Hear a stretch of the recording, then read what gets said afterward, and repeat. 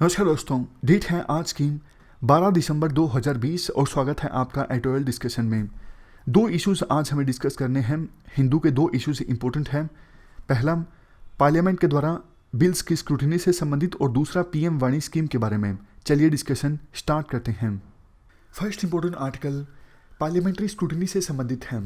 आप general study paper 2 के इस टॉपिक से आर्टिकल को रिलेट कर सकते हो। ये सारे एस्पेक्ट्स हम इस आर्टिकल में कवर करेंगे। सबसे पहले बात करते हैं इंट्रोडक्शन की। जैसा आपको पता है, पार्लियामेंट ने जो 3 नए फार्म लॉज बनाए हैं उनको लेके किसानों के द्वारा काफ़ी इंटेंस प्रोटेस्ट किया जा रहा है। पिछले काफ़ी दिनों से किसान अड़े हुए हैं सरकार इन 3 फार्म लॉज को रद्द कर ले, वापस ले ले। जबकि देखो, सरकार ये बोल रही है कि जिन प्रोविजंस को लेके आपके कंसर्न हैं उनको हम अमेंड कर देंगे। सरकार ने अपनी तरफ से एक प्रपोजल भी भेजा है किसानों को कि हम इन प्रोविजंस में अमेंडमेंट करने को तैयार हैं। फॉर एग्जांपल, बाहर अगर किसान जिन प्राइवेट प्लेयर्स को प्राइवेट मंडी में अपनी फसल बेचेंगे तो प्राइवेट प्लेयर्स को भी रजिस्टर करवाना जरूरी है, उनका रेगुलेशन होगा और प्राइवेट मंडी में भी टैक्स लगेगा। सरकार एमएसपी के लिए भी लिखित में आश्वासन देने को तैयार है। लेकिन देखो, हैरानी की बात पता है क्या है? जब ये 3 नए फार्म बिल्स पार्लियामेंट में आए थे चर्चा के लिए, तो उस समय अपोजिशन के काफ़ी सारे लीडर्स ने सरकार को सजेस्ट किया था कि भैया इनमें कुछ कमियां हैं, हम जो सजेस्ट कर रहे हैं उसके अनुसार आप बिल में बदलाव लाइए, उसके बाद पास कीजिए। और देखो, ये वही चेंजेस हैं जो सरकार अब करने को तैयार है। उस समय अपोजिशन के लीडर्स ने कहा था कि आप प्राइवेट प्लेयर्स को रेगुलेट कीजिए एपीएमसी मंडी के बाहर, लेकिन सरकार ने अपोजिशन के लीडर्स के कंसर्न्स को रिजेक्ट कर दिया। अब सरकार खुद ही रिक्वेस्ट कर रही है किसानों से उन्हीं चेंजेस को लाने के लिए कि हम अमेंडमेंट को तैयार हैं। अगर सरकार ने पार्लियामेंट में अपोजिशन की बात को सुना होता तो जो नौबत आज आई है, दिल्ली के 2 बॉर्डर पूरी तरह से ब्लॉक हैं, तो ये नौबत आज नहीं आती। तो कहीं ना कहीं देखो, पार्लियामेंट के द्वारा जो कानून बनाए जाते हैं उनमें प्रोसीजर में कमी थी, जिसकी वजह से आज ये नौबत आई। वैसे देखो, पार्लियामेंट के पास एक काफ़ी स्ट्रॉन्ग मशीनरी है कमेटीज की फॉर्म में, जिसकी सहायता से बिल्स को एक बहुत ही अच्छी शेप दी जा सकती है। बट दिक्कत ये है कि पिछले कुछ सालों में बहुत कम बिल्स ऐसी कमेटीज के पास भेजे जा रहे हैं। एक बार हम कमेटीज के बारे में ब्रीफ में डिस्कस कर लेते हैं। देखो, पार्लियामेंट्री कमेटीज 2 टाइप की होती हैं, स्टैंडिंग कमेटी और एडहॉक कमेटी। डिफरेंस क्या है दोनों कमेटीज के बीच? देखो, स्टैंडिंग कमेटीज कंटिन्यूस बेसिस पर काम करती रहती हैं, लेकिन एडहॉक कमेटी किसी पर्टिकुलर पर्पस के लिए फॉर्म की जाती है और वो पर्पस सर्व होने के बाद एडहॉक कमेटीज को डिसॉल्व कर दिया जाता है। ये डिफरेंस है। मतलब स्टैंडिंग कमेटी डिसॉल्व नहीं होती है, परमानेंट बेसिस पर ये काम करती रहती हैं। स्टैंडिंग कमेटी भी फर्दर 3 तरह की होती हैं, financial committees, department related standing committees और तीसरे नंबर पे अदर स्टैंडिंग कमेटीज। हमारा जो फोकस है इस आर्टिकल का वो डिपार्टमेंट रिलेटेड स्टैंडिंग कमेटीज पर है। सबसे पहले in department related standing committees को गठित किया गया था अप्रैल 1993 में। उस समय 17 डिपार्टमेंट रिलेटेड स्टैंडिंग कमेटीज बनाई गई थी। 10 सालों तक इन डिपार्टमेंटल रिलेटेड स्टैंडिंग कमेटीज ने काम किया। 10 साल के कामकाज को देखकर लोकसभा के स्पीकर और राज्यसभा के चेयरमैन को लगा, अरे ये तो कमेटीज बढ़िया हैं। तो फिर सिस्टम को थोड़ा रिफॉर्म किया गया और जुलाई 2004 में in department related standing committees की संख्या को इंक्रीज करके 24 कर दिया गया। हर एक डिपार्टमेंट रिलेटेड स्टैंडिंग कमेटीज में 31 मेंबर होते हैं। 21 लोकसभा से आते हैं और 10 राज्यसभा से आते हैं। इन मेंबर्स को नॉमिनेट किया जाता है लोकसभा के स्पीकर के द्वारा और राज्यसभा के चेयरमैन के द्वारा। इसके बाद जो लास्ट लाइन है ये काफी इंपॉर्टेंट है। Term of office of these committees does not exceed 1 year. In committees की जो टर्म है वो 1 साल से ज्यादा नहीं होती। इस आर्टिकल में इसी पर फोकस है कि इन कमिटीज का जो कार्यकाल है वो इंक्रीज होना चाहिए। डिपार्टमेंट रिलेटेड स्टैंडिंग कमिटीज के काम के बारे में थोड़ा सा डिस्कस कर लेते हैं। इन कमिटीज के द्वारा काम क्या किया जाता है? सबसे पहले देखो, कंसर्न मिनिस्ट्रीज की जो डिमांड फॉर ग्रांट होती है उसको स्क्रूटिनाइज किया जाता है कमेटीज के द्वारा। फॉर एग्जांपल, एग्रीकल्चर मिनिस्ट्री से संबंधित डिपार्टमेंट रिलेटेड स्टैंडिंग कमेटी है, तो वो कमेटी एग्रीकल्चर मिनिस्ट्री के द्वारा जो ग्रांट डिमांड की जाती है उस डिमांड को स्क्रूटिनाइज करती है। नेक्स्ट, कंसर्न मिनिस्ट्री से संबंधित बिल्स को एग्जामिन किया जाता है। मान लीजिए एग्रीकल्चर मिनिस्ट्री का कोई बिल आया है पार्लियामेंट में, तो एग्रीकल्चर मिनिस्ट्री से संबंधित जो डिपार्टमेंट रिलेटेड स्टैंडिंग कमेटी होगी वो उस बिल को स्क्रूटिनाइज करेगी, उस बिल को एग्जामिन करेगी। नेक्स्ट, मिनिस्ट्रीज के द्वारा जो एनुअल रिपोर्ट्स प्रेजेंट की जाती है पार्लियामेंट में उनको भी स्क्रूटिनाइज किया जाता है in department related standing committees के द्वारा। जैसे कॉर्पोरेट स्टैंडिंग कमेटी है, कॉर्पोरेट मिनिस्ट्री से संबंधित स्टैंडिंग कमेटी है, तो कॉर्पोरेट मिनिस्ट्री के द्वारा जो एनुअल रिपोर्ट जारी की गई है तो वो कमेटी उस एनुअल रिपोर्ट को स्क्रूटिनाइज करेगी। सबसे लास्ट में, इवन मिनिस्ट्रीज के द्वारा और कोई पॉलिसी संबंधित डॉक्यूमेंट अगर पार्लियामेंट में प्रेजेंट किया जाता है तो उसको भी कंसीडर किया जाता है in department related standing committees के द्वारा। तो इस प्रकार से हमने पार्लियामेंट्री कमेटीज के बारे में ब्रीफ्स में डिस्कस किया, खास करके डिपार्टमेंट रिलेटेड स्टैंडिंग कमेटीज के बारे में। देखो, हाउस के रूल्स ये कहते हैं जब भी पार्लियामेंट में कोई बिल आता है, चाहे वो लोकसभा में आए या फिर राज्यसभा में आए, हाउस के जो प्रिजाइडिंग ऑफिसर होते हैं, फॉर एग्जांपल लोकसभा में स्पीकर और राज्यसभा में चेयरमैन, इनकी डिस्क्रिशन पे डिपेंड करता है कि उस बिल को स्टैंडिंग कमेटी के पास भेजा जाए या फिर ना भेजा जाए स्क्रूटिनी के लिए, यानी बिल की छानबीन के लिए। बिल में क्या कमियां हैं, क्या स्ट्रेंथ है, क्या वीकनेस है, कौन से प्रोविजंस चेंज किए जा सकते हैं, कौन से नए प्रोविजंस ऐड किए जा सकते हैं बिल में। और देखो, जब कोई स्टैंडिंग कमेटी जिसके पास में बिल भेजा जाता है वो कमेटी रिकमेंडेशंस देती है अपनी, और बाद में सरकार बिल में आवश्यक चेंजेस ला सकती है, और आवश्यक चेंजेस लाने के बाद में अगर वो बिल एक्ट बनता है तो वो ज़्यादा बेहतर होगा। देखो, कमेटीज़ के पास बिल भेजने के काफ़ी सारे फायदे होते हैं। सबसे पहला फायदा तो ये होता है, कमेटी पार्टी पॉलिटिक्स के आधार पर काम नहीं करती है। देखो, हाउस में जब डिबेट होती है लोकसभा में या फिर राज्यसभा में, तो विभिन्न एमपीज पार्टी के आधार पर डिवाइडेड होते हैं। अगर किसी एमपी की राय अलग भी हो तो भी उसे पार्टी के हिसाब से चलना पड़ता है।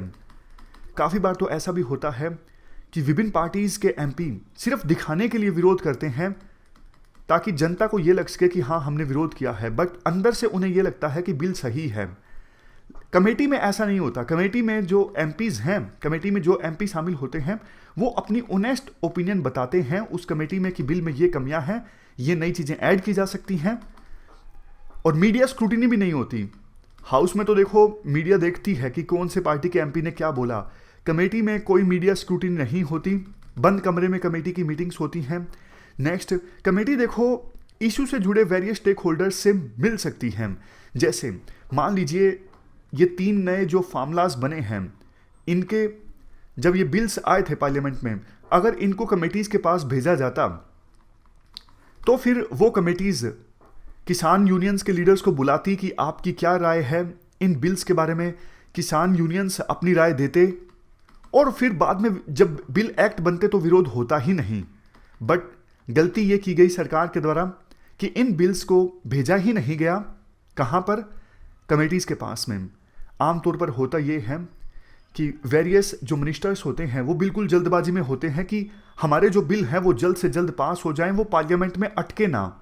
आप देखो, हाउस के रूल्स के अकॉर्डिंग तो जैसा हमने डिस्कस किया, चेयरमैन या फिर स्पीकर के डिस्क्रिशन पे डिपेंड करता है कि कौन से बिल को स्टैंडिंग कमेटी के पास भेजा जाए, कौन से बिल को ना भेजा जाए। राइटर ये कहते हैं, बट देखो रूल्स की इंटेंशन ये रही होगी कि सारे जो इंपॉर्टेंट बिल्स हैं उनको तो कम से कम कमेटी के पास जरूर ही भेजा जाए, और जो छोटे छोटे चेंजेस होते हैं, मान लीजिए कोई एक्ट ऑलरेडी बना हुआ है जिसमें थोड़ा सा बदलाव करना है जो इतना इंपॉर्टेंट नहीं है, ये डेली रूटीन के काम हैं, इनको जो चेयरमैन या फिर लोकसभा स्पीकर हैं वो ना भेजे स्टैंडिंग कमेटी के पास तो भी चलेगा। बट कम से कम इंपॉर्टेंट बिल्स जिनसे सोसाइटी में ज़्यादा इम्पैक्ट पड़ता हो जनता पे, जैसे देखो ये 3 जो फार्मूलाज हैं, आपको पता है इनका कितना ज़्यादा इम्पैक्ट हो सकता है किसानों पे। ये तो बहुत ही इंपॉर्टेंट बिल्स थे, इनको तो ज़रूर भेजना चाहिए था कमेटी के पास में, लेकिन स्पीकर ने और चेयरमैन ने अपनी डिस्क्रिशनरी पावर का ठीक से इस्तेमाल नहीं किया और ये बिल कमेटी के पास में नहीं गए थे। बट देखो, डेटा ये शो करता है कि बहुत कम बिल्स पिछले कुछ सालों में कमेटीज़ के पास भेजे गए हैं। जैसा हमने डिस्कस किया, मिनिस्टर्स जल्दबाजी में होते हैं कि हमारी मिनिस्ट्री के जो बिल हैं वो जल्दी जल्दी पास हो जाएं, तो जो प्रिजाइडिंग ऑफिसर्स हैं उनको अपनी इंडिपेंडेंट जजमेंट का इस्तेमाल करना चाहिए और बिल्स की इंपॉर्टेंस को देखते हुए कमेटीज़ के पास में जरूर भेजा जाना चाहिए। इसके बाद राइटर ये भी बोलते हैं, देखो पार्लियामेंट के द्वारा बिल्स को स्क्रूटिनाइज करने का ये जो प्रैक्टिस है ये नई नहीं है, ये बहुत पुरानी प्रैक्टिस है।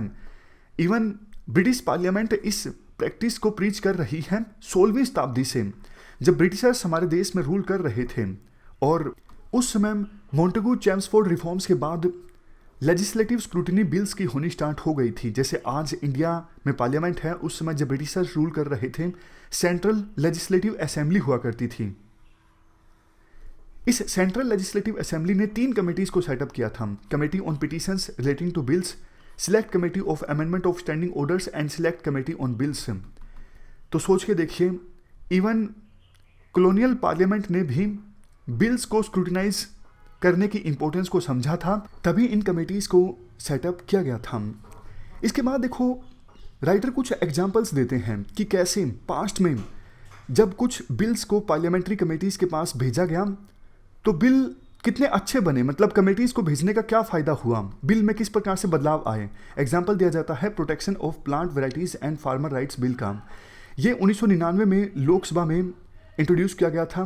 बाद में जॉइंट कमेटी के पास, दोनों हाउसेस की जो जॉइंट कमेटी थी उसके पास ये बिल भेज दिया गया।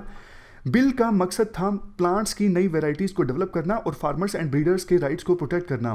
कमेटी ने अपना काम पूरा किया 8 महीनों में और काफ़ी सारे इम्प्रूवमेंट्स किए इस बिल में और काफ़ी सारी टर्म्स को क्लैरिफाई भी किया गया ताकि किसी प्रकार का विरोध ना हो, किसी प्रकार का संशय ना हो किसानों में इस बिल को लेके, मतलब बनने के बाद एक्ट को लेके।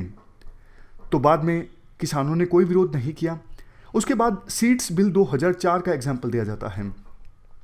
ये बिल भी देखो स्टैंडिंग कमेटी ऑन एग्रीकल्चर को रेफर किया गया था और जब कमेटी के पास ये बिल पहुंचा, काफ़ी सारे agriculture research institutions, agriculture universities, national and state seeds corporations, private seed companies, scientist, farmer organisation, NGOs और इंडिविजुअल्स, इन सब की राय ली गई कि आप बताइए इस बिल के बारे में आपकी ओपिनियन क्या है। और जो भी ठीक सजेशंस लगे उनको इंक्लूड किया गया बिल के अंदर और फाइनली तब जाके ये बिल एक्ट बना। तो ये जो कंसल्टेशन की प्रोसेस थी ना, काफ़ी सारे एक्सपर्ट्स और रिसर्च ऑर्गेनाइजेशंस एंड फार्मर्स के साथ, इस कंसल्टेशन ने बिल में काफ़ी सारे इंप्रूवमेंट्स लाए जिसकी वजह से बेहतर लाभ बना।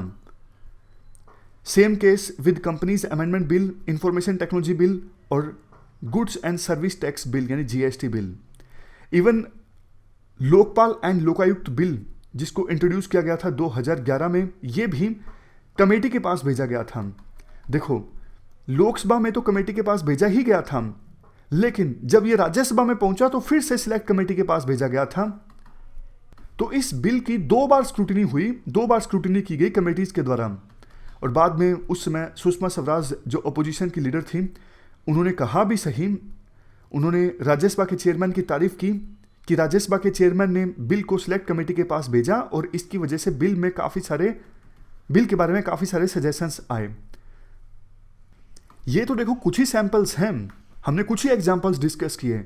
अनेकों ऐसे एग्जाम्पल आपको मिलेंगे जिन बिल्स को भेजा गया था पार्लियामेंट्री कमेटीज़ के पास, कैसे बहुत अच्छे सजेशंस आए उन बिल्स के बारे में और बाद में उन सजेशंस को फाइनल बिल में इंक्लूड भी किया गया और तब जाके जो एक्ट बना वो अच्छा एक्ट बना। लेकिन देखो ये जो फार्म बिल्स थे, ये तो आपको पता है किसानों पर, एग्रीकल्चर प्रोड्यूस की मार्केटिंग के सिस्टम को बहुत चेंज करते हैं, किसानों पर इम्पैक्ट डालते हैं। बहुत इंपॉर्टेंट ये बिल्स थे, लेकिन इन बिल्स को किसानों से कंसल्ट किए बिना और कमेटीज़ के पास भेजे बिना सरकार ने पास करवा दिया। तभी आज के समय में जो ये एजिटेशन हो रहा है, ये हो रहा है। अगर सरकार ने समय रहते कंसल्ट किया होता वेरियस स्टेक होल्डर्स से या फिर पार्लियामेंट्री कमेटीज़ के पास में बिल्स को सेंड किया होता तो शायद आज ये नौबत नहीं आती। और बात सिर्फ देखो इन 3 फार्म बिल्स की नहीं है, और भी काफ़ी सारे इंपॉर्टेंट बिल्स पिछले कुछ समय में कमेटीज़ के पास नहीं भेजे गए हैं, यानी बिना वाइड स्प्रेड कंसल्टेशन के वो पास हो गए हैं, जिनको लेके भी वेरियस सेक्शंस में नाराज़गी है। फॉर एग्जांपल लेबर यूनियंस का विरोध है नए 4 लेबर लॉज को लेके। तो राइटर लास्ट में कंक्लूड करते हुए कहते हैं, देखो कमेटी सिस्टम पार्लियामेंट का काफ़ी ज़्यादा स्ट्रॉन्ग है बिल्स को अच्छे से स्क्रूटनाइज करने में।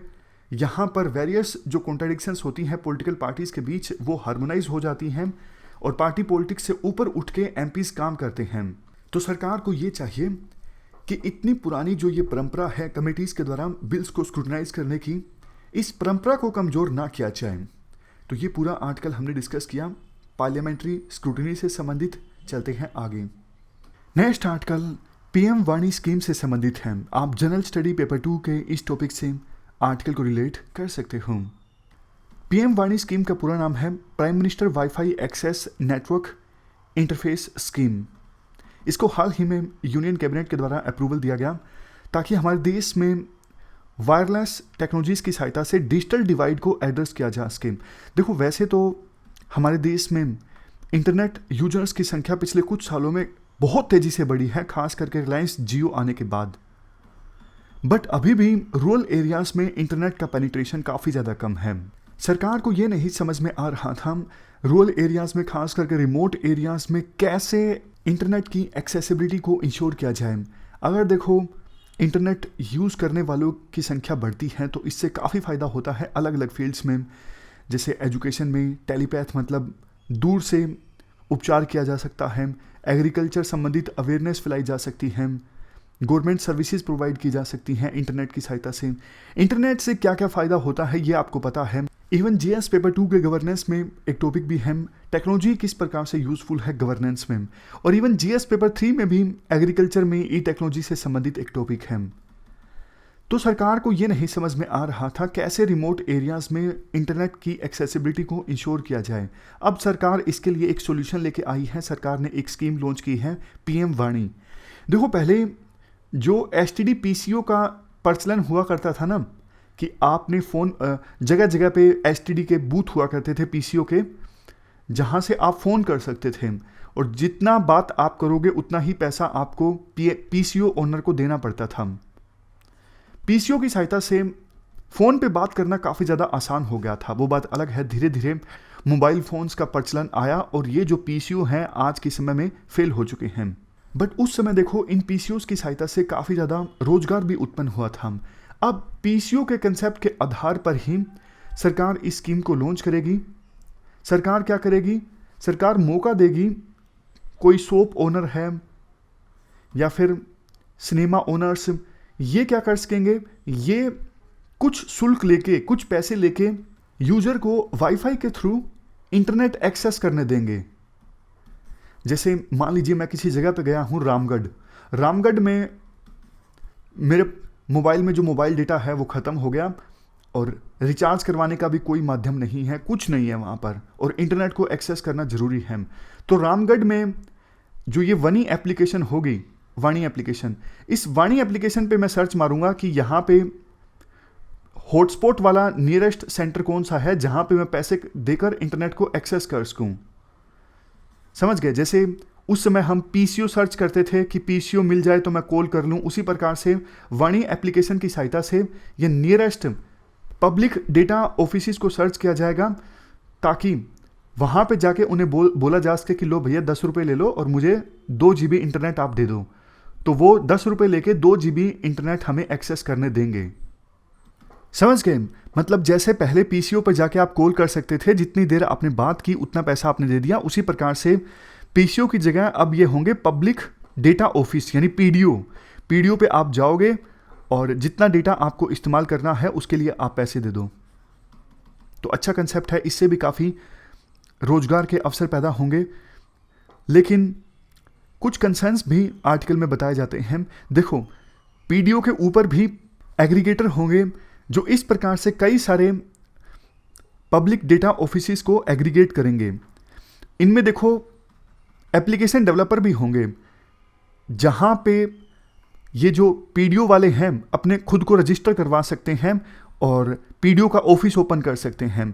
राइटर कहते हैं देखो वो एप्लीकेशंस जहां पे रजिस्टर करके कोई पर्सन पब्लिक डेटा ऑफिस खोले, उन एप्लीकेशंस के मामले में किसी एक कंपनी की मोनोपोली नहीं होनी चाहिए, कंपटीशन होना चाहिए ताकि जो भी पर्सन पीडीओ ओपन करना चाहता है वो पीडीओ ओपन कर सके। अगर उसके पास काफ़ी सारी एप्लीकेशंस के ऑप्शंस रहेंगे कि मैं इस एप्लीकेशन पे जाके भी अपना पीडीओ का काम स्टार्ट कर सकता हूं, तो फिर कंपटीशन रहेगा एप्लीकेशंस के बीच और बेहतर सर्विसेज पीडीओ ओनर को मिल सकेगी। और पीडीओ ओनर को बेहतर सर्विसेज मिलेंगी तो यूजर्स को भी बेहतर सर्विसेज मिलेंगी।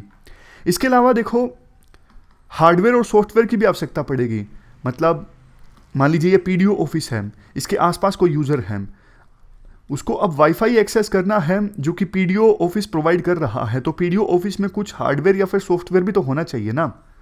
तो इस मामले में भी सरकार को ध्यान रखने की आवश्यकता है, इनके प्राइसेस का बेहतर रेगुलेशन हो।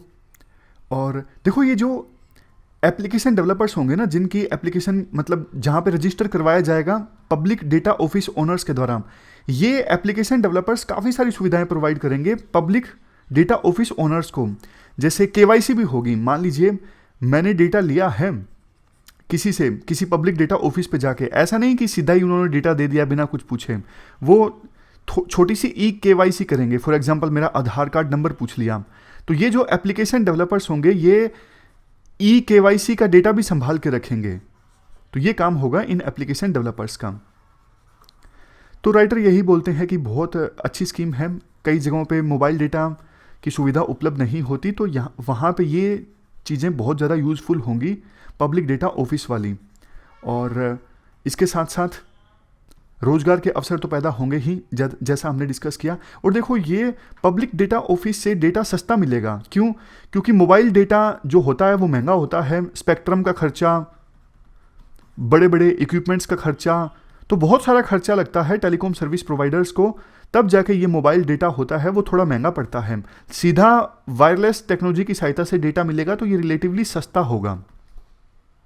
अगर इम्प्लीमेंटेशन ठीक ढंग से होता है तो ये स्कीम काफ़ी ज़्यादा इंपॉर्टेंट साबित होने वाली है इंडिया के लिए, क्योंकि इंटरनेट यूजर्स की संख्या बढ़ेगी और जैसे जैसे इंटरनेट यूजर्स की संख्या बढ़ती है देश की जीडीपी में भी वृद्धि होती है। एक अनुमान के अनुसार अगर देखो इंटरनेट पेनिट्रेशन में 10% की वृद्धि होती है तो देश की जीडीपी में 1.4% का इजाफा होता है। तो ये हमने पूरा आर्टिकल डिस्कस किया पीएम वाणी स्कीम के बारे में। हमारी आज की इस डिस्कशन में इतना ही है। Thank you very much for discussion.